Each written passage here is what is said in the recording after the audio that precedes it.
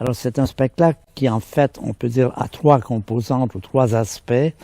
Il y a l'astronomie, il y a la musique, et puis il y a aussi le côté de l'écologie, de l'environnement, des problèmes de l'environnement qu'on essaie de glisser un peu dans notre spectacle.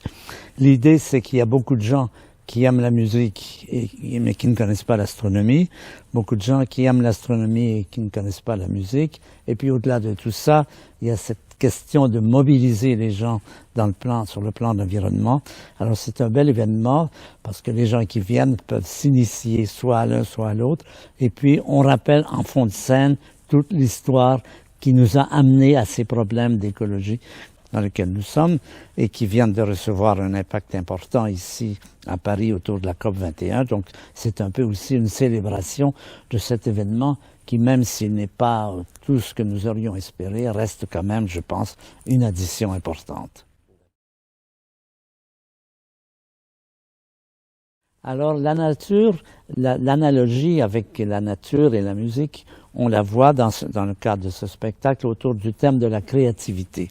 C'est-à-dire la nature, c'est l'histoire de l'univers, c'est donc l'histoire de la croissance, de la complexité. C'est une nature extrêmement créative qui est toujours en train d'inventer des choses nouvelles.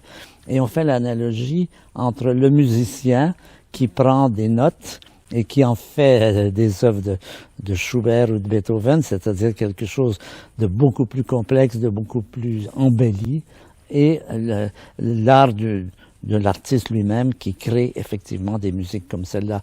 Donc c'est sur ce thème que nous jouons, c'est l'artiste est celui qui prolonge ce que la nature a toujours fait, c'est-à-dire prendre des éléments simples et créer quelque chose de nouveau et de plus beau.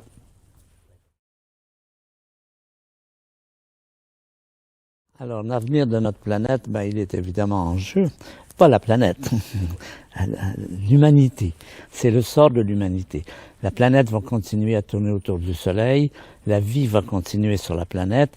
La question est de savoir, y serons-nous encore et dans quelles conditions? Ça, c'est le thème fondamental. Et nous avons eu un événement heureux récemment, à COP 21 à Paris, dans lequel je dirais que l'élément le plus important, ce qui a été acquis, qui me paraît fondamental, c'est un accord.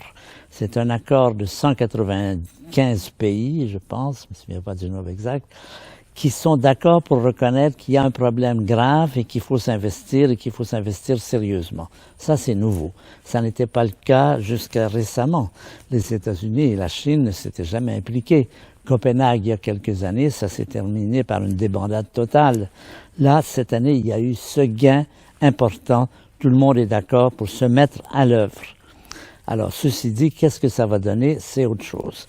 Évidemment, les promesses, on les tient ou on les tient pas.